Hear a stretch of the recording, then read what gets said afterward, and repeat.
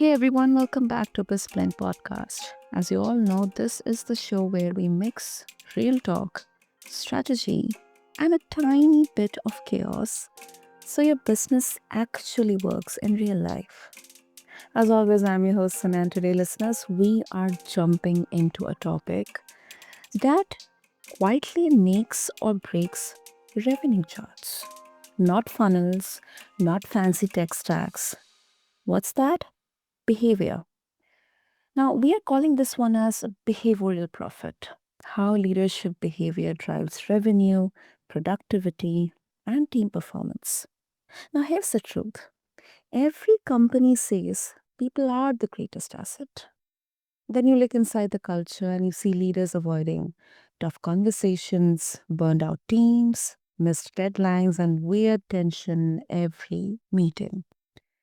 And that gap between what leaders say and how they actually show up is where money leaks out of the business. So, listeners, we're not talking about theory today. We're talking about how you behave as a leader on a Tuesday afternoon when Slack is blowing up and nothing is going according to the plan. Because that is the moment that impacts revenue more than your latest strategy deck. And to help us unpack this, I have an amazing guest with us. Our guest today is a transformational coach who helps people break the patterns that hold them back in business and daily life. Her work focuses on behavior, clarity, and mindset. She guides clients through simple yet practical shifts that create real progress fast. Very direct, she doesn't waste time. She helps people see what they are missing so that they can move forward with confidence and focus. And through her coaching and her own podcast, she shows how small behavioral changes lead to major improvements in performance, energy, and results.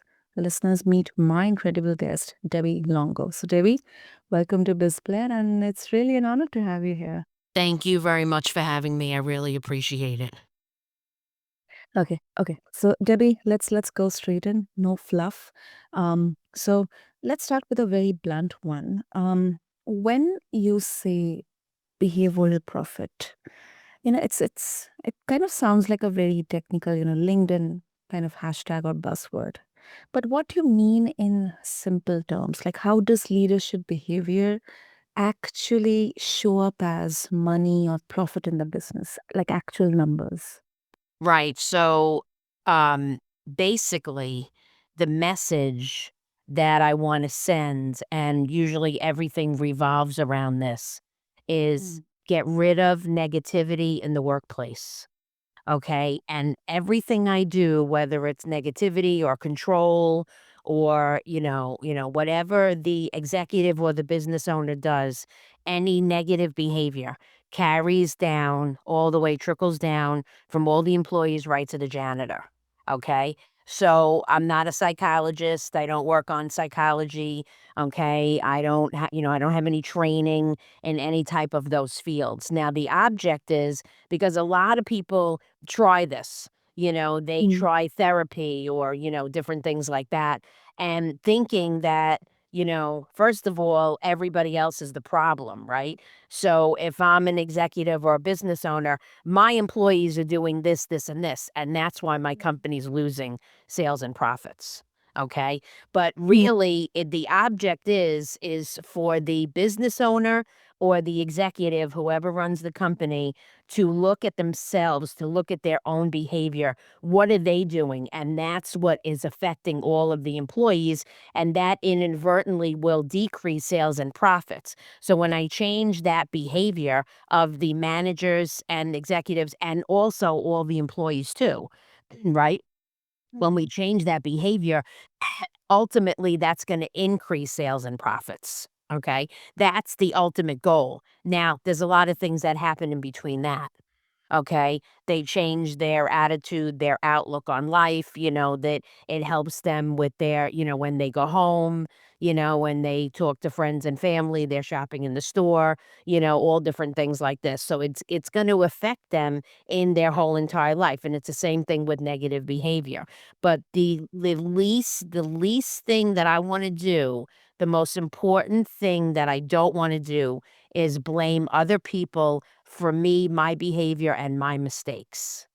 Okay. Because if I Mm, point the finger, then I'm completely refusing to look at myself, to look at my actions, the things that I have done, the things that, I'm doing and how I'm behaving and how I'm acting. And when that happens, then I can't I can't be helped, you know? I mm, mean, it's, like, very, very impossible pretty much, But if I'm willing to say, you know, uh, uh, something is wrong, and I wanna find out what it is, and just to have an open mind, to have somebody tell me, what is going on, why is my business failing, different things like that. mm. Absolutely makes sense. Like, a lot of questions come to my mind. But one thing which I can definitely kind of, connect with in this, like, somewhere it kind of falls in the spectrum of this, relational intelligence. Until now, we talked about EQ or emotional intelligence in the workplaces. Now there is something called as, and I think it is kind of, there's a deficit in the workplace when it comes to the leadership or even employees as well, relational intelligence. And a lot of work around this starts with the individual first, the person themselves. But now a bit of a pushback here, Debbie. You know, we as humans, we are complex. And when it comes to workplace, now there's a huge misconception when it comes to all these, quote unquote soft skills and discussion around all this, that let's say if I work upon myself and I want to become a better person, I am becoming a better leader. But it's not possible to make sure that, everyone, all the people in my workplace are aligning with a similar kind of, or maybe a specific, value or value system or leadership principle. Because as humans, we are complex. So what would you say to this pushback, Debbie? If a leader says that this is not possible, this doesn't hold any weight when it comes to profits or numbers, it's pure input, output. That's it.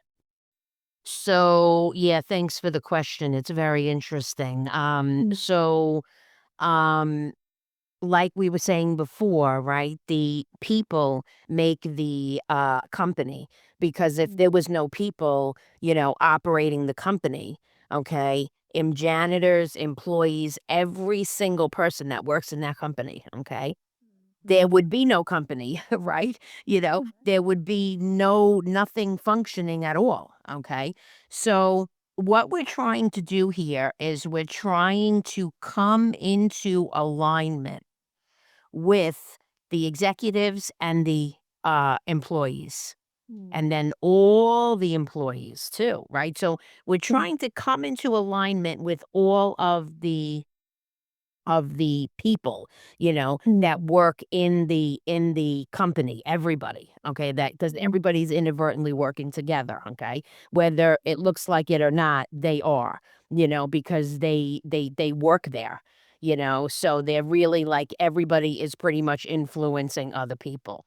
So, one of the things that we want to try to do is to have number one, have the executive or business owner, whoever it is, I mean, have an open mind, okay? But we want to be able to teach that executive how to work with the employees. So the employees are happy, the employees want to go to work, they have a positive attitude, okay, about going to work, okay? They function at their work. They do a good job, they're motivated, okay, and they have goals. When they come home, they're happy. You know what I mean, they want to be happy when they come home. Okay, so there's a lot of things here, so we don't want to be where the executive or the business owner is just gonna change his behavior. you know and then everybody's gonna be okay with that. Yeah. you know, Yeah. that's not gonna happen, okay? Because like you said, everybody is different. Everybody has different personalities, different behaviors, and we're not trying to change that. We're trying to mainly get rid of the negativity, and you can see that in 100 different forms. Hmm. Yeah, I really love that answer, Debbie. And I think to all the listeners, if I can, say that especially for anyone who is in the leadership position and who may kind of maybe teeny tiny bit resonate with that and kind of feeling a little bit called out right now, this is not to shame you. I believe it is to show you that the cost of the gap between how you think you show up and then how your team actually experiences you. And I think you know even if we keep a number in mind, let's say the people, the salaries, benefits, the time it takes to replace someone when they leave, if your behavior is driving people away or slowing them down, that is where your profit is quietly disappearing. I believe Debbie will agree with me. Yes, agreed.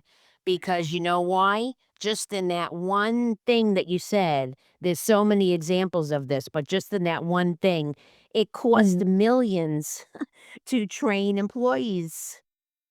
It costs a lot of money. Okay, not a little bit. Okay, so then nobody knows how to function the business properly. It's completely just out of control. Okay. All those Mhm. employees leave, or even half of them leave, right? Oh, I got another job, or, my family member is sick, and, I'm going on a vacation, whatever. Okay. And people just leave. And then what do they got to do now? Now they got to hire a whole bunch more people and train them. And it costs more and more and more money every time they do that. And that Mm. is definitely going to decrease your sales and profits because you're literally throwing money down the drain. Yeah. Literally. Okay. Because again, can you see where the problem is in your workplace if you're continuing to point the finger, right? And say it's the employees, then and not have any desire to see how your behavior, how the business owner or the executive is their behavior is affecting their workplace, their employees, their profits, you know, the fact that um they're quitting all the time, all right? And they have to train people again, and the people are not being productive enough, all these different things, right? If they can't be open enough to see, is there something that they can do to change their behavior? Okay. Is there something that they can do to become more positive? Okay. Rather than being negative all the time. And there's 100 different examples of this too. All right. Because people don't even realize, okay, what's going Mm. on. Right. They have to be told. So this is the thing. So I want to be able to ask them, can they have an open mind for this? Absolutely. I think that is that is kind of the by default, the default criteria needed, because until unless you are ready or you have acknowledged and you have that open mind, I think that is the step one to begin with. Definitely. Debbie, one more pushback, Now, unfortunately, and I'm not generalizing anything here, but many of the discussions are right now happening around how to kind of, solve this people problem. There are wonderful some AI systems available, maybe through bots and and automations and everything, this kind of complicated issue of managing people can be kind of, removed. What's your thought on this? I mean, I find this kind of like absolutely, I do not agree with it, but I would love to know your thought on this. Thank you for the question. That's very good. So, my last 3 podcasts were Mm. about AI. I mean, I have so many guests. I have a podcast, Behavioral Profit, and I have so many guests on there. And, whoever comes is, I pretty much take anybody if it has to do with, if they qualify or whatever. But Mm. that's what's coming up now, right? So this is, and you're asking this question. So the thing is, we don't really know, how this is going to pan out on the long term, right? Mm. Because we don't have a lot of history about this, right? So we kind of have to see, it's kind of like a wait and see type thing. But the thing is, any time there's a major change, okay, AI or a recession, okay, Mm. or a family member dies or something, or, there's a major life change or something like that. Any major change at all is going to affect everybody, okay? Because if Yeah. it affects the business owner or whatever, or even the employees, everybody basically feels it, okay? It doesn't matter who it is in the company, right? So if I have new tools, right, like AI, right, or like we Mm. used to write on paper, you know what I mean, like the offices, in like the 80s or whatever, then they have computers, right? So these are all major transitions, right? So I want to make sure that I am presenting these new tools because these are big things, right? Because this is now going to allow me, I mean, I know more. I have so many stories about this. I know marketing guys that big companies that what used to take them months to make ads and stuff now take with AI will take them like 2 hours, you know, because they're not doing anything manually, right? Yeah. So right, so I want to be able to present this AI or like I said whatever tool it is in a positive way where this AI is not going to replace me. It's not gonna Mm. take my job away, okay? It's not something where it's gonna take me over, right? And then I'm not gonna have a job, and I'm not gonna be able to do my job properly. That's not what it's doing. It's a tool, and I need to learn how to work with it, okay? And it's helping me to do my job like I just gave you the example with the marketing guys, right? To Yeah. do to do my job a lot better. Now, the thing with that is, as a business owner, I want to be able to present it that way, right? In a positive way.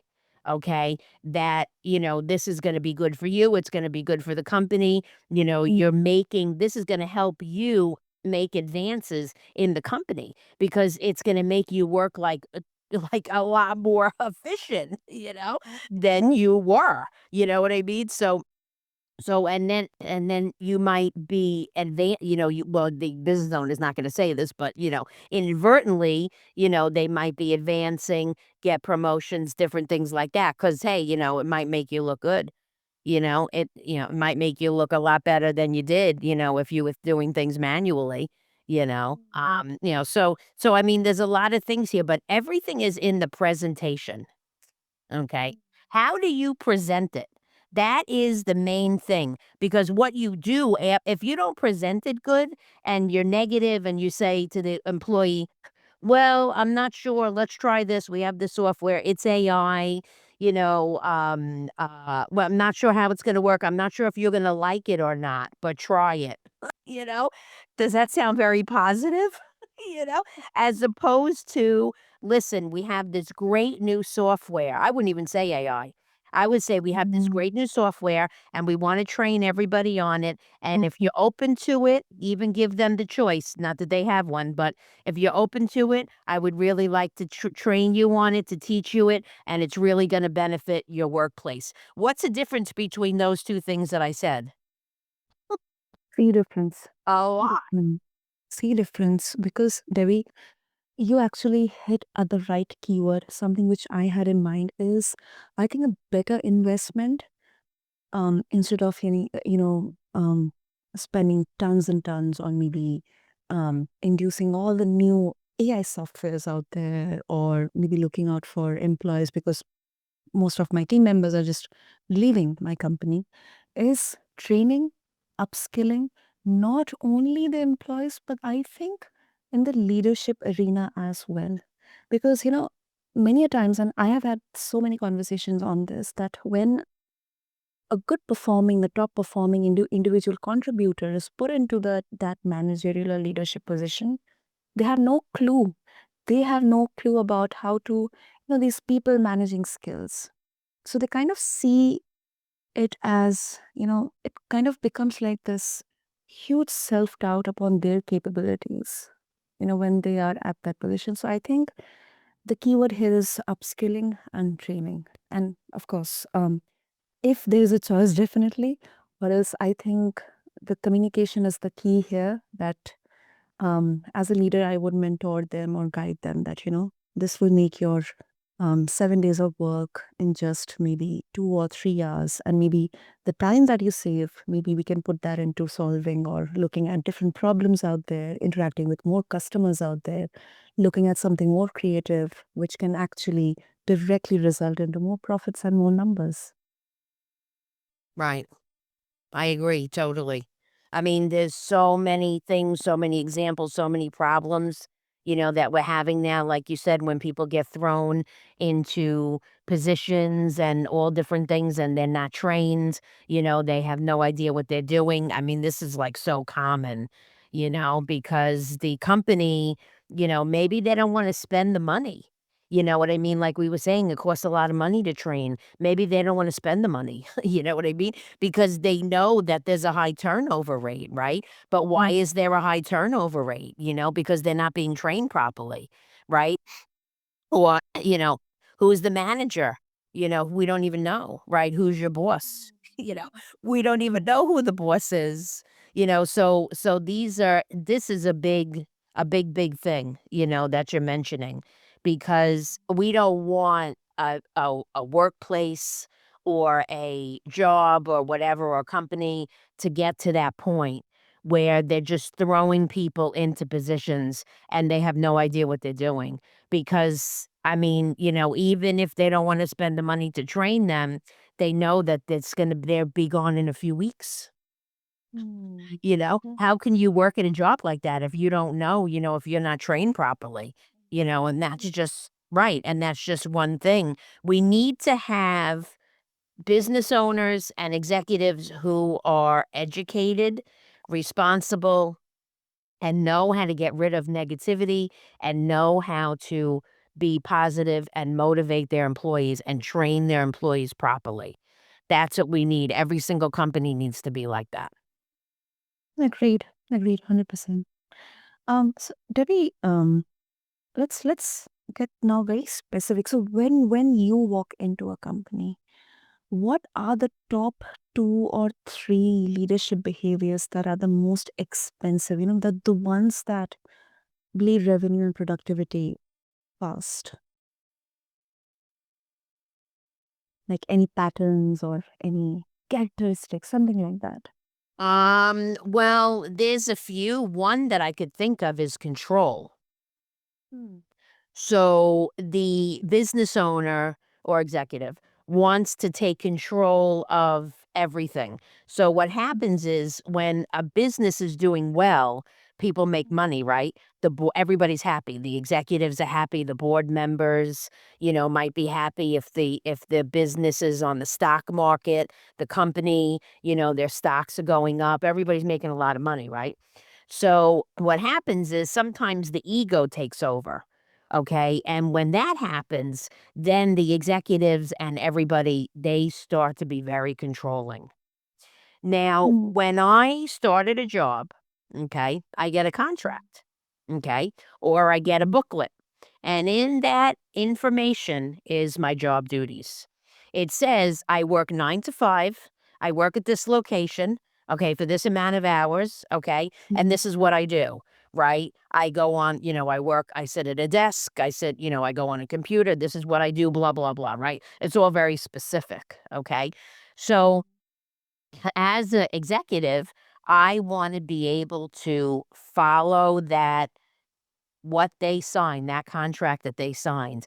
I want to Mm. be able to follow that 100%. So if I ask an employee to stay until 5:05, okay, that is Mhm. without and that's outside of their contract because their Mm. contract says 9 to 5, okay? Yeah. And so now if the employee says yes, then I need to pay them that 5 minutes. Yeah. I know it sounds ridiculous, but when the control gets so bad that the manager now or the executive refuses to look at those job duties, okay, and refuses to say, "I'm not going to follow them. They're going to go. They're going out the window." Okay, I'm going to throw them right out the Mhm. window. Okay, Mhm. now it's me. Now the job duties become me, and now I tell everybody what to do. Okay? That is death, immediately death for the company, for the organization, immediately, okay? Because now what the employees thought was their job duties and the hours that they work and, all the things that they do is now completely different. And then maybe every day it changes, whatever the mood of the executive is or whatever, every day it Mm. changes. And that's a lose-lose for everybody because people are just going to start quitting. They'll start quitting right away. So that's why I can't have that ego and I have to be able to control my mind and I have to get rid of that control. Okay? Because I have to yeah, and these are all things that we work on. So I do everything individual. I don't do nothing is, general, you pick your package, you pick what you want to do. That's not how I do it. Okay. I do a whole thing and I make a plan and outline all these different things based tailored to that organization and what their issue is and what are they doing, and who I need to help and all these different things, right? So, this gets a little bit not really complicated, but like detailed, Mm. in depth. Exactly. I think one thing also which you mentioned is this, mood, the inconsistent patterns here. Like one day, okay, the boss is happy, everything's fine. The other day, the boss is sad or having bad mood or a bad kind of argument with their um, leader, or and everything is like hellbound. And that is something. It's very very mentally, even physically, also very frustrating for all the employees to tackle. Um, Before we wrap up, Debbie, um, one more thing which actually I would like to focus on, something which I have also personally struggled sometimes, is um, especially from a leader or a manager perspective, is having hard conversations. Um, sometimes we have to be very critical, constructively, just regarding the work or the deliverables or the expectations in there. Sometimes, let's say a top performer is performing in numbers, contributing greatly to the revenues, but then in terms of the other aspects, maybe their behavior or the way they are connecting with other team members, it's kind of creating a lot of friction within the team, which is affecting the morale of my entire team. How, as a leader, as a manager, I navigate through those hard conversations? That's a good question. Thank you very much for Mm. the question. It's interesting because sometimes I know that, especially like, let's say the employees are not following their job duties, different things like we're talking about, right? Mm. Um, I have to reprimand that employee if Mm. they're doing numbers or whatever and they're not meeting up to other standards that the company expects. I have to reprimand that employee, but I want to be able to do that in a positive way. Mm. Okay. So a lot of companies, they do like 3 strikes, you're out kind of thing, right? Oh, they take you in, yeah, they take you into the office, it's not gonna be good, right? And then they say, "Okay, you do this, this, and this, and this, and this is all wrong, and then, we're gonna write it up, you're gonna sign it, and don't do it again." Does that sound very positive, Does that sound positive? Does that sound like you're actually gonna help somebody? No, I And think what do you think? What do you think's gonna happen? You know? The person's gonna go, they're gonna do the same thing again, yeah. right? So, instead, I could say something like, um, first of all, I probably wouldn't take them into their office, maybe we could go, like, in the break room or something, okay? Mm, But if they're comfortable in the office, that's fine. But I would say something like, "So, you know, you start something positive. Your numbers are great. mm, There are so many ways that you help this company." The first sentence should be positive, the first 2 or 3 sentences. But, right? And then there's a button there. Okay. mm, But I noticed, just briefly, you know, that there are some things that you might need a little bit extra help on. Okay. mm, And I want to maybe just say these things to you if you're okay with that. And let's just think about, if you think, you know, that mm, that you need extra help. Okay. Or if you think that, this is affecting you in any way. And it is, right? And like, this person's like in big trouble, right? But you're not saying it that way. All right. And I want to know if the employee agrees with what I'm saying, but I'm not going to mm, say that. Right. So then I lay it out, you know. Let's talk about the first thing.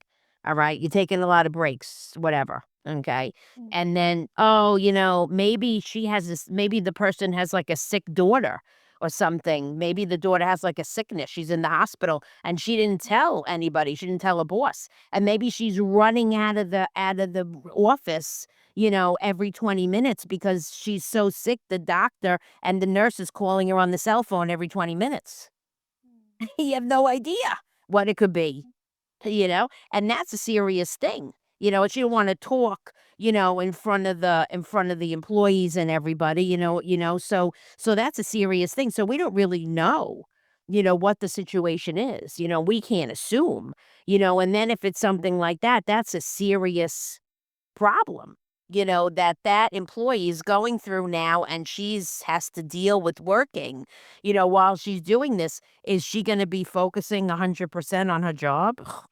Probably mm, not. mm, you mm, know so this is the thing. So maybe now they need to be taken out of that position and put into another position. But it's all how you present it. And that's mm, what it's all how you talk, how you phrase it. How are you going to help the person? How can I help you? You're my employee. You're my asset. You're the one that gives me my paycheck, basically. All right. How can I help you perform better at work? If you're doing these things, that are without the job duties, or you're abusing part of the job or whatever, taking breaks or whatever, right? How can I help you to make you a better employee, okay, where you can now perform at your greatest level, and then the company will benefit from that. You know, so I mm, mean, it's two completely different behaviors, exactly. you know, Mm, but that's going to be up to the business owner, because this is going to be a big change for them, because they're used to doing it one way, and are they willing to change and do it a different way? And that's a difference between Apple and, a big company and a medium-sized company. mm, Medium-sized company could do the same amount that a big company does. But why mm, don't they do it? Because there's a lot of stuff going on internally, and they don't know what to do. They don't know how to handle it, and they have no idea. Maybe they don't even know what's going on, and the bottom line is this is all going to affect sales and profits. There's a lot of stuff that happens in between, but that's really what the whole thing is. Change your behavior, you'll increase sales and profits for the company. brilliant. Brilliant. So, Debbie, before we conclude, if listeners they would like to connect with you, maybe they have thoughts to share, some of opinions to share from this conversation, and they would also like to connect with you to explore more about this, what would be the easiest way? So I have a website. Maybe you could put it on to the information description when you have your podcast. It's called Life in Bloom, LifeinBloomNY for New York .net. Okay, you can key that and it'll come right up. Okay. All my information is on there. I'm also on LinkedIn, Debbie Longo, Debbie. First name, last name is Longo, Longo. Okay, I'm an executive behavioral coach, and I'm also a life coach, which I have been for like over 25 years. And I'm going to be doing a new podcast, which is Life Coach for Anybody.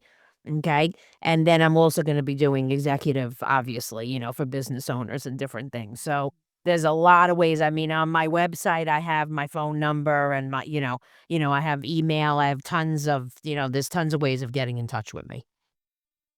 Brilliant, brilliant, Debbie. And listeners, what I'll do, as I always do for all of you, is to have all the links in the show notes. So just refer to them along with this episode on whichever platform you listen to your podcast to.